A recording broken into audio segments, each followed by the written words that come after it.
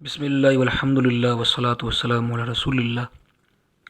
کچھ دنوں پہلے ہمارے غیور مسلمانوں نے، پیارے نبی کریم صلی اللہ تعالی علیہ وسلم کے عاشقوں نے جو فرانسیسی مصنوعات کا بائیکاٹ کرنے کی مہم چلائی تھی، تو اس مہم میں نے بھی اپنا حصہ ڈالتے ہوئے ایک مختصر کلپ ریکارڈ کروایا تھا، جس پر کسی نے مجھ سے فیس بک پر ایک ایسا سوال کیا، ایک اعتراض کیا کہ جو شیطان ملعون کسی کے ذہن میں بھی ڈال سکتا ہے، تو سوچا کہ کیوں نہ اس اعتراض کا جواب دے دیا جائے تاکہ مزید لوگ اس وسوسے کا شکار نہ ہوں۔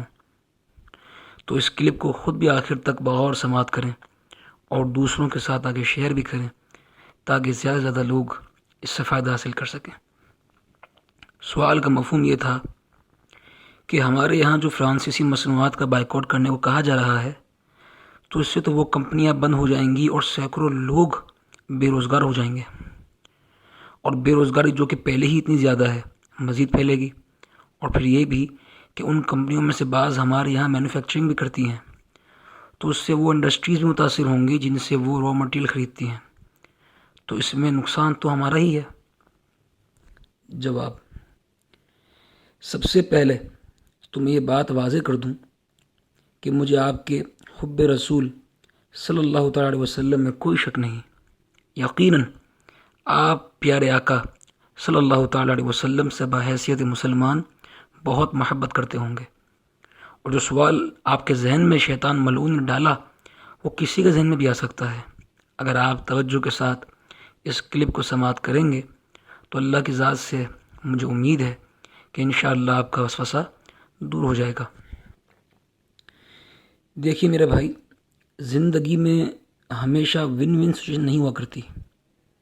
بسا اوقات زندگی میں ایسے لمحات بھی آ جاتے ہیں جب ہم دو ایسی مصیبتوں میں پھنس جاتے ہیں کہ جن میں سے ہمیں کسی ایک کو اختیار کرنا ضروری ہوتا ہے، اس کے بغیر چارہ نہیں ہوتا۔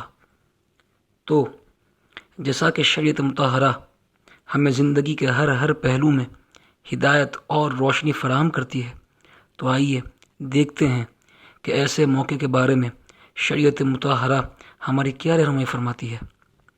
تو یاد رکھیں کہ شریعت مطہرہ نے ہمیں ایسے موقعوں کے لیے ایک اصول اور قانون سکھایا ہے کہ جب دو مصیبتوں میں گرفتار ہو جاؤ اور ان میں سے کسی ایک کو اختیار کرنا ناگزیر ہو، ضروری ہو، تو بڑی والی سے بچنے کے لیے چھوٹی والی مصیبت کو اختیار کر لو۔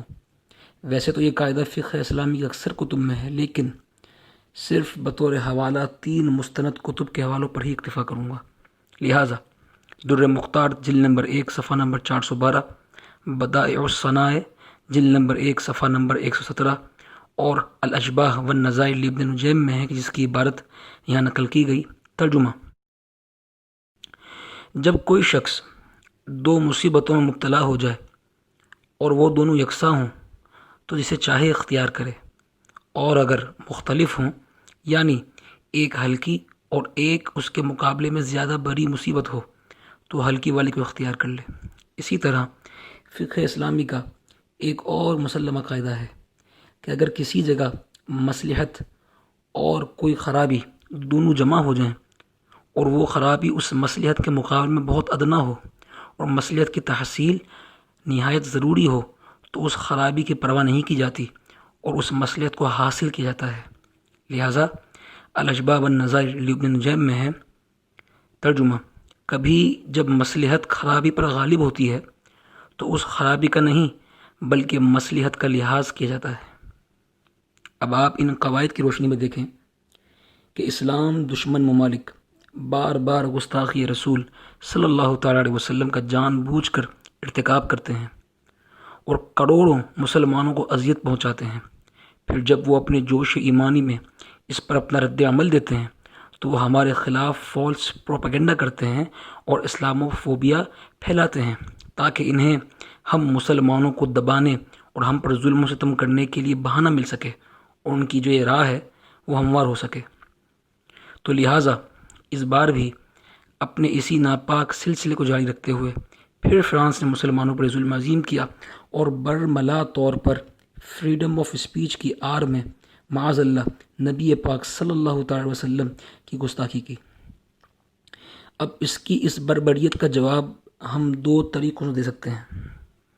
ایک یہ کہ ہم ان کے خلاف قتال کر دیں، اور دوسرا یہ کہ ہم ان کے پروڈکٹس کا بائیکاٹ کریں اور ان کو تجارتی محاذ پر نقصان پہنچائیں. اب ظاہر ہے یہی وہ راستہ ہے کہ جو بحیثیت عوام ہمارے اختیار میں ہے اور جس کو ہم بآسانی اختیار کر سکتے ہیں. اور ہاں، ذہن میں رہے کہ یہ کوئی معمولی بات نہیں، یہ جو راستہ ہے وہ بہت افیکٹو ہے، کیونکہ اگر تمام مسلمان ممالک اس کی مصنوعات کا بائیکاٹ کریں تو جیسا کہ ڈیلی صبا میں ہے یہ خبر، یہ ریسرچ شائع ہوئی ہے کہ اس سے ان کو $100 بلین یعنی $100 ارب کا نقصان ہو سکتا ہے، جو کہ ایک بہت بڑا تجارتی نقصان ہے. اس سے ان کی بے شمار کمپنیاں خسارہ میں جا سکتی ہیں اور اس سے ان کو ایک اکنامیکل چانٹا لگے گا. لیکن اب دوسری طرف اس قدم کو اٹھانے سے عارضی طور پر ہمارے کچھ مسلمان بھائی متاثر ہوں گے، جس کا اثر ظاہر ہے پوری قوم کو بھی کچھ نہ کچھ سہنا پڑے گا. اب ان دونوں چیزوں کو دیکھیں تو یقیناً اس مصیبت کے مقابلے میں ان گستاخوں کو جواب دینا ہماری دینی ضرورت ہے. ہمارے پیارے آقا صلی اللہ علیہ وسلم کی ناموس پر حملہ کیا جائے اور ہم چپ چاپ بیٹھ کر دیکھتے رہیں، ایسا ہرگز نہیں ہو سکتا. ہم عالم کفر کی ان اسلام مخالف سازشوں کو نظر انداز نہیں کر سکتے. ہمیں ان کو اس کا منہ توڑ جواب دینا پڑے گا، ورنہ وہ کبھی باز نہیں آئیں گے، اور اس کے علاوہ ہمارے پاس کوئی رستہ نہیں. اور یاد رکھیں، محض اپنے ہی ملک میں سڑکوں پر نکل کر احتجاج کرنا اتنا فائدہ مند نہیں ہوگا جب تک ہم ان کو ان کی اس بربریت کے بدلے میں کوئی بڑا نقصان نہیں پہنچاتے. ان کو کچھ فرق نہیں پڑے گا، یہ خبیث کبھی باز نہیں آئیں گے. یہ وقت دشمنان اسلام کو، گستاخوں کو کوئی نتیجہ خیز جواب دینے کا وقت ہے، اور ان کو جواب دینے میں ہمیں اس چھوٹے اور عارضی نقصان کو نظر انداز کرنا پڑے گا. اچھا، ایک بات بتائیں، کیا ہمارے اسلاف نے گستاخان رسول صلی اللہ تعالیٰ علیہ وسلم کے خلاف جہاد نہیں کیا؟ تو آپ کا کیا خیال ہے کہ ان کو جیت کیا پلیٹ میں سجا کر دی گئی تھی؟ اس وقت بھی مسلمانوں نے قربانیاں دیں، اپنی جان، اپنا مال، اپنا سب کچھ ہمارے پیارے آقا صلی اللہ تعالی وسلم کے قدموں پر قربان کر دیا. اچھا چلیں، ایک اور بات بتائیں کہ اگر کل کوئی انڈیا ہم پر حملہ کرتا ہے تو کیا ہم اس سے جنگ نہیں کریں گے؟ اور اس سے جنگ کرنے کی وجہ سے کیا ہمارے قومی خزانے میں کمی واقع نہیں ہوگی؟ کیا اس سے ہمیں جانی نقصان نہیں سہنا پڑے گا؟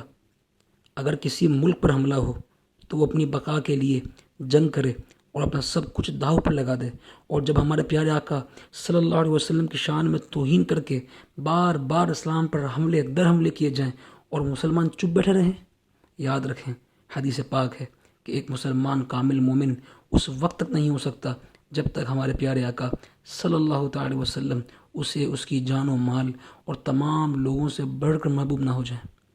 ڈاکٹر اقبال نے کہا نا کہ کی محمد سے وفا تو نے صلی اللہ علیہ وسلم، تو ہم تیرے ہیں، یہ جہاں چیز ہے کیا، لوح و قلم تیرے ہیں. تو مختصر یہ کہ دشمنان اسلام کو جواب دینے میں ہمیں اگر کچھ نقصان ہوتا ہے تو ہمیں اس عارضی نقصان کو اتنے بڑے نقصان سے بچنے کے لیے نظر انداز کرنا پڑے گا.